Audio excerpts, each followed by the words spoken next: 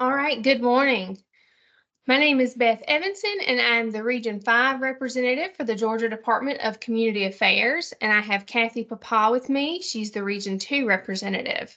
Welcome to our webinar on Georgia's historic preservation resources. Before we dive in, just a few housekeeping items. If you have questions, please put them in the chat. We will monitor the chat and make sure that questions are answered at the end of the presentation. This webinar will be recorded and posted to DCA's YouTube channel. It may take a week or two for our marketing and communications team to get it posted. Please feel free to share with others in your community that may not have been able to attend. Also, just as an FYI, DCA will be hosting a fall conference this year on October the 24th and 25th in Augusta. We invite you to join us as we take an in-depth look at workforce housing and other innovative topics. And so with that, I'd like to introduce you to our presenter, Paige Jennings. Paige is the Certified Local Government Coordinator for the Historic Preservation Division at DCA. So with that, I'll turn it over to Paige. Thank you so much, Beth. Good morning, everyone. Hope everyone is having a lovely day so far. Thank you all for joining us to go over a few of the resources we offer through HPD, as well as what the local process for preservation may look like for your community. I will be going over some programs that I personally do not administer through HPD, but I do have a few of my HPD colleagues on the call with me. If you have any questions throughout the presentation, feel free to drop those questions in the chat. That way my colleagues can answer them as they come in. And if there's any questions that are just for me at the very end, I'll make sure to answer those before we close out the call. Without further ado, make sure I have the slides all pulled up. Can everyone see the slides? Yes. Thank you, Beth. All right, in that case, I'll go ahead and get us started. I will try to avoid what I call going into auctioneer mode, where I basically just start talking a mile a minute. So I'll try to take us real nice and slow through everything. If I do skip over anything, or if there's anything you do have a question about, like I said, just drop in the chat. But I want to make sure that we get through the whole hour and make sure we get as much information as possible. So that being said, like I said, going over local designation as it is the main source of preservation in your community, and some of the programs that we offer that may help support that process once a area has been designated, or if you are interested in designating an area. So a little bit real quick about just who we are, HPD. So we are a division of the Georgia Department of Community Affairs. We are also known as the State Historic Preservation Office. So you may have heard us referred to as HPD, Historic Preservation Division, as well as SHPO. Same thing, just two different acronyms. Every state does have a State Historic Preservation Office. It's just certain offices fulfill those roles differently. So here in Georgia, our State Historic Preservation Office is the Historic Preservation Division of the Department of Community Affairs. We have a dedicated staff, about 25, honestly, almost ranging to 30 at this point, I think, all with backgrounds ranging from archaeology, architecture, history, historic preservation, planning, etc. We are federally funded through the National Park Service with a matching budget from the Georgia State Legislature. And the reason for that is because we administer programs that are both federal as well as state. As I said, we do carry out both federal and state mandated historic preservation activities. Some of these include things I'll be talking about today, such as the National Register and tax incentives, as well as some I won't be touching on too much today, such as Section 106 environmental review. I will briefly mention those, but if you have any in-depth questions, feel free to reach out after the webinar and we can go over some of those programs a little bit more in depth. We will also be providing preservation education, training, local assistance, and just as general support for preservation activities. That's one of our main roles as the State Historic Preservation Office. So carrying out webinars such as this, as well as doing other trainings, conferences, such as our statewide preservation conference that we actually just had last week. All of those are things that we do throughout the state for preservation. And that's because our mission is to promote the preservation and use of historic places for a better Georgia. And that's not just about the preservation of the properties, but also putting those properties back into use through the various programs that we administer.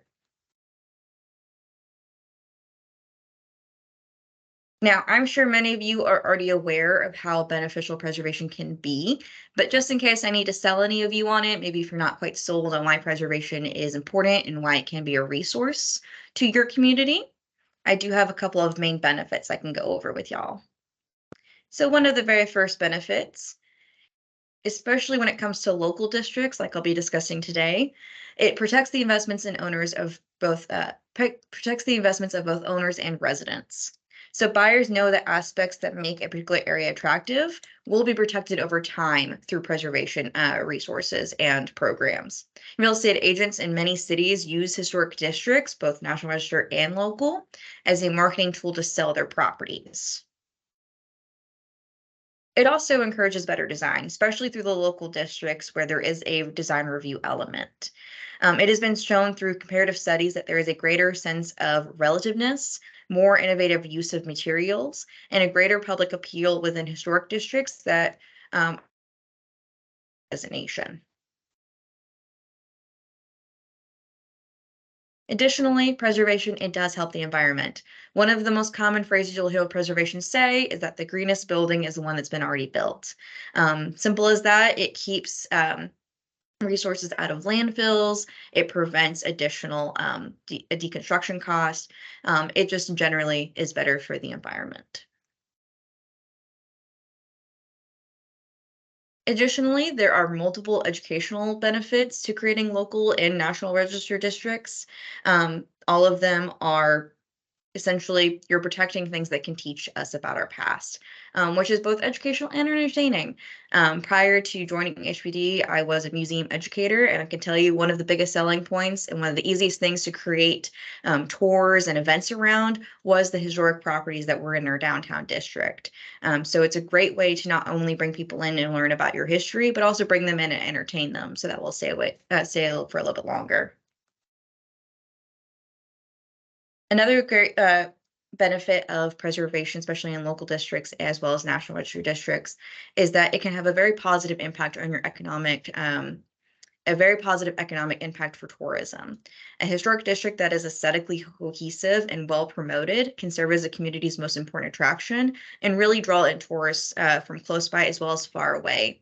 Additionally, tourists that come in for heritage sites or heritage districts tend to stay longer and spend more money on average than those not coming heritage tourism.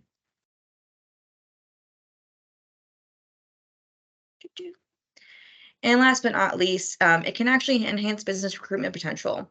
Companies continuously relocate communities that offer their workers higher quality of life, which is greatly enhanced by successful local preservation programs in stable historic districts. And the reason why quality of life is enhanced by those local districts as well as National Register is because local districts provide social and physiological benefits, a sense of empowerment and decisions that are made in a public forum, whether behind closed doors or without public comment, is such as that the designation process for local districts and landmarks, which I'll be going in here just a moment. But of course, one of the number one benefits of preservation, and I think the one that mostly sells all of us when it comes to why preservation is such an important aspect of community planning, is that, simply put, it helps protect our historic resources. That is going to be the biggest benefit always when it comes to having local designation, National Register, so on and so forth, is that ultimately all of this helps protect our historic resources. Now, like I said, I'll talk a little bit first about what local preservation most likely is happening in your community right now, or what you can engage right now in your community. So this is a process that is defined within the Georgia Historic Preservation Act.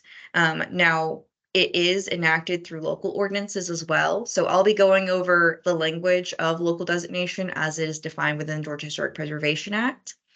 But if you are interested in learning more about local designation for your community, please always check back in with your local ordinance. Or if you do not have a local ordinance currently in place that would allow for local designation, always make sure we do have resources online, such as a model ordinance that is based on the Georgia Historic Preservation Act, if you are interested in looking into that. So very, very quickly, I'll go over a couple of differences. And the differences I want to talk about are about the National Register and local designations. And this is where a lot of confusions come about. A lot of people assume that National Register has the same protections as local designations and vice versa. Some have the idea that local designation automatically places properties or districts on the National Register or vice versa.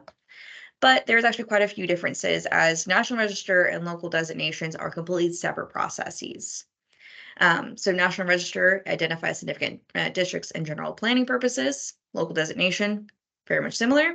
However, the number one takeaway from National Register and local designation differences is that the local designation process creates a legal boundary, and it also creates a process review for any material change in appearance for property once it has been designated. So if you were to create a local district through the designation process for your historic area, it would then require a COA, certificate of appropriateness, to be reviewed anytime there's a material change in appearance.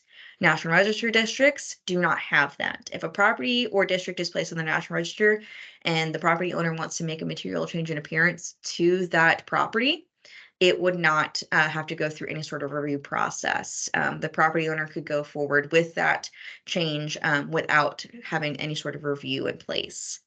So there's very limited degree of protection from the National Register as opposed to local designation, which does have that review.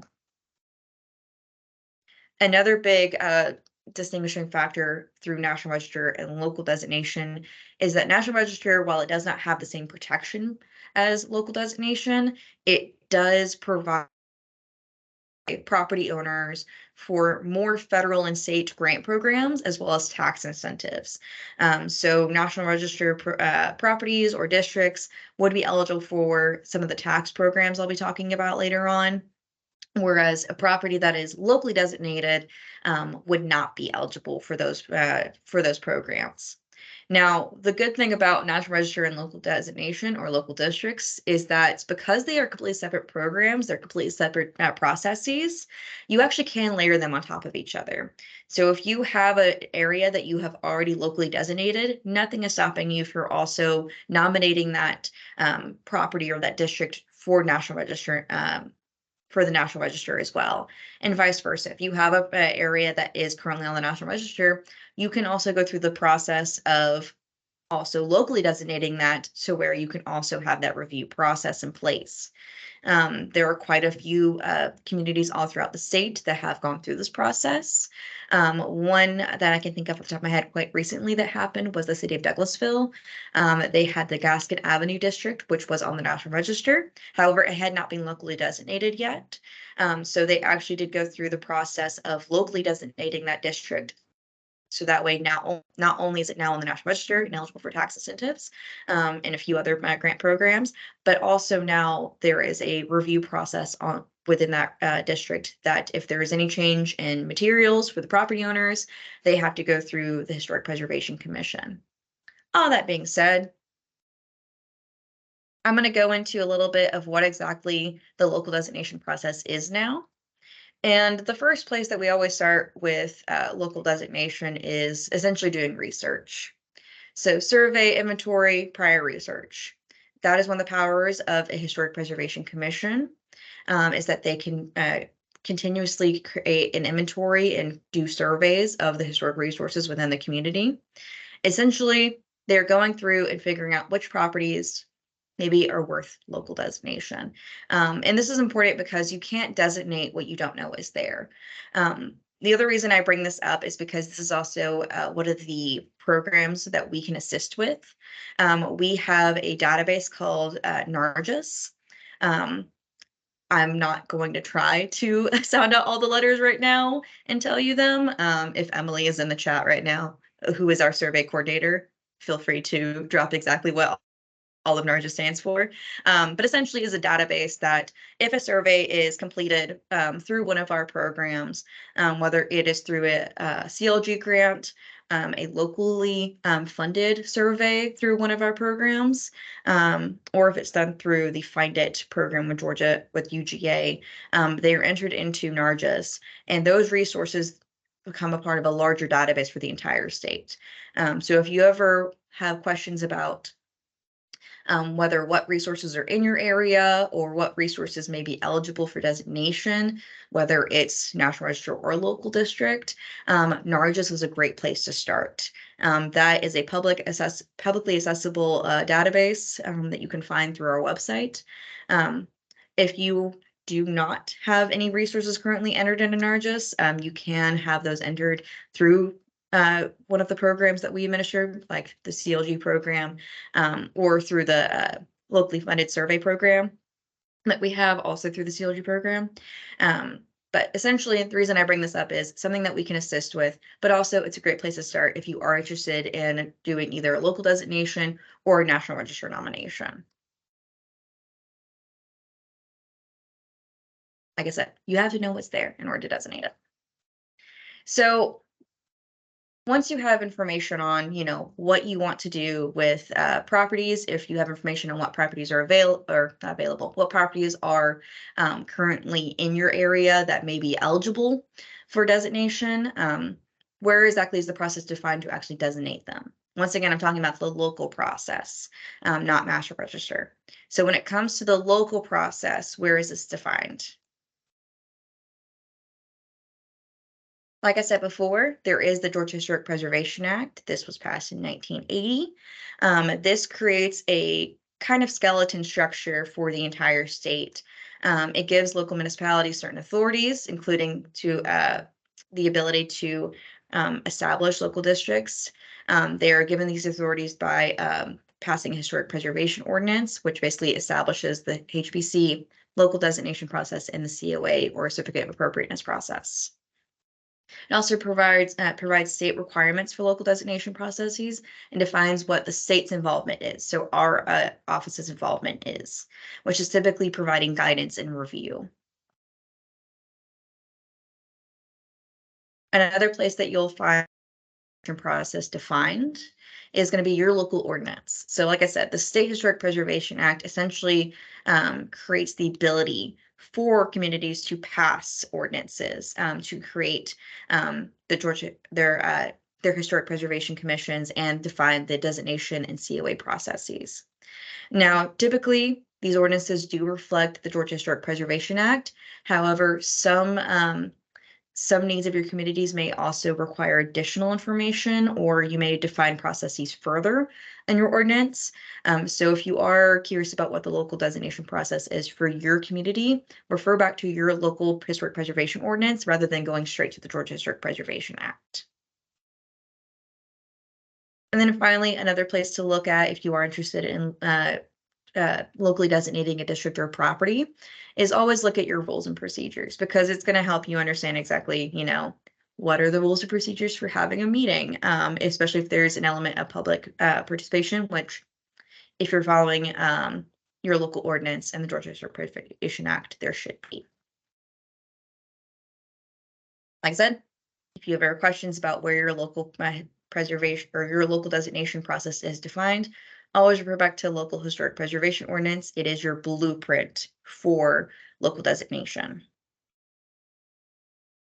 And if you ever have questions about your ordinance, if you ever have questions about, certain processes within your ordinance, we can provide some assistance or technical assistance, but also make sure to be working within your local community as well with your planning department, your building inspector, legal counsel, so on and so forth as well.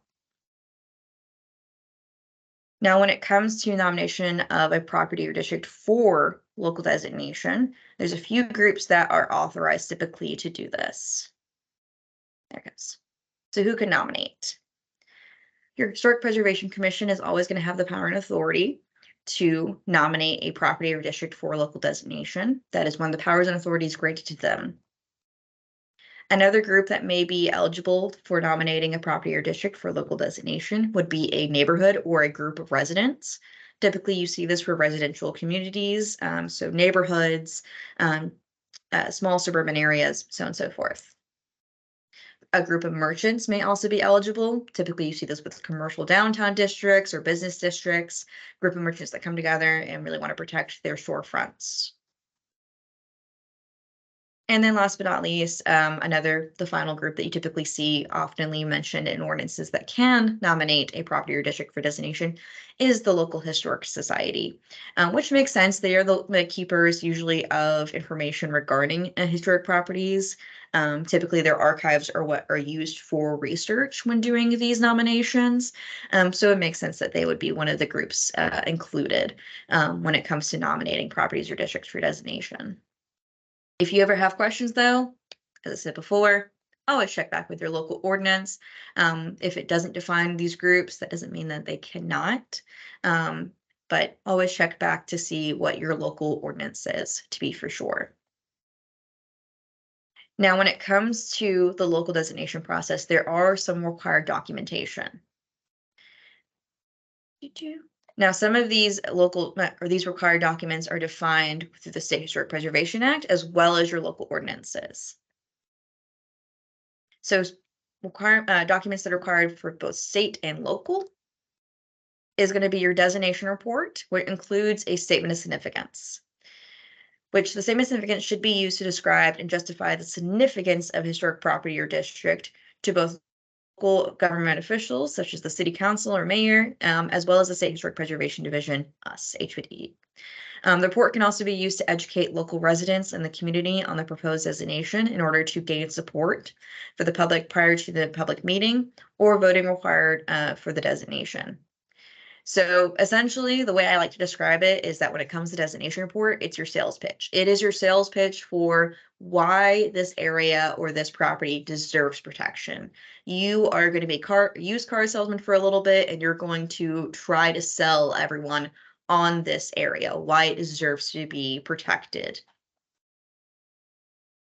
Now, some documents that are typically required at the local level, but not necessarily for the state, are going to be your designation ordinance and your zoning map. So a property or district will officially be designated through the adoption of a designation ordinance, which should be drafted by the Historic Preservation Commission prior to the voting by the local municipality, city council, and or mayor. Included within this designation ordinance is the zoning map, which shows the boundaries of a designated district or the location of a designated property or properties. So if your designation report and statement of significance are your sales pitch, the designation ordinance and zoning map is your sale of receipt. So you sold everyone on it, you told everyone or you convinced everyone why they should protect it. And the designation ordinance, once it is adopted, is your proof of receipt. It is saying, all right, we have it officially in writing that this area is important and deserves protection and should be preserved in the future.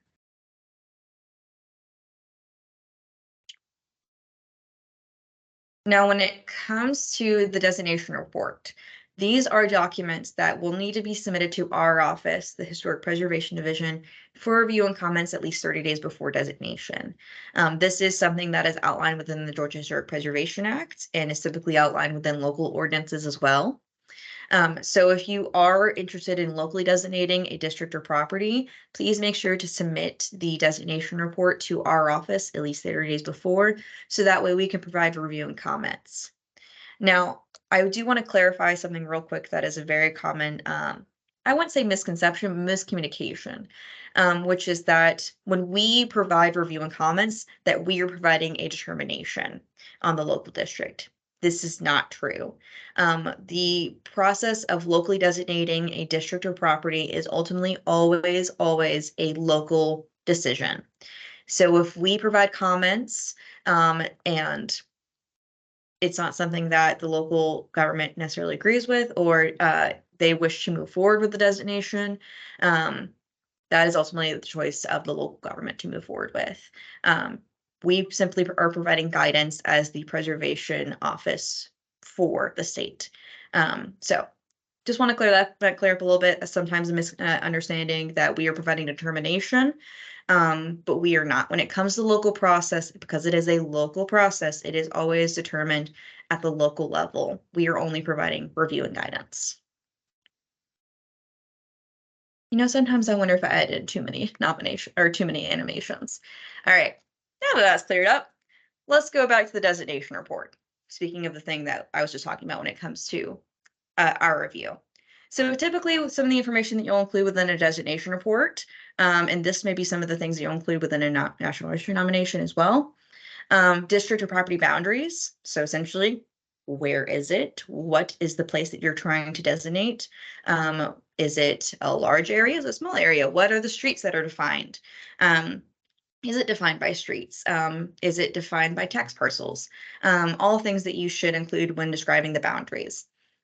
Another thing to include when you're describing a district, especially, is what is contributing versus non-contributing properties. Now, usually I would go on a whole tangent about contributing versus non-contributing properties, but just to save us some time. Very quick summary, a contributing property is typically defined as a property that is contributing to the historical significance of a district, versus a non-contributing property is a property that is not contributing to the historical significance of a district. So for example, if you have a neighborhood that was mostly constructed in the 1950s and right smack dab in the middle of it is a Walmart that was constructed in 2011, you would want to designate the entire district because you don't want any holes within it. But simply you would put that Walmart as being considered a non-contributing property because it is not contributing to the main historical significance of that district. Unless you just really, really want to designate it. That's your choice. All right. So another thing you want to include is the physical description of the area, whether it's a district or the property or an individual property. So what does it look like? What kind of architectural style is it? What kind of form is it? What are some of the character defining features? If it's an Italianate building, maybe it has the hanging eaves, the square windows. If it's a Queen Anne, it has, the gingerbreading up front, the kind of random form to it. All of this is things that you should be including within the visual description. You should also include a brief history of the area or the resource. Provide some information about when was this all constructed? What was some of the changes that occurred? What was the significance of this as well? What were some of the things happening around this area, and why it's considered historic, essentially. Which brings me to the significance of the resource or resources. So we're talking a little bit about the history. How is the resource itself significant to history? Is it a great example of a certain type of architectural style? Was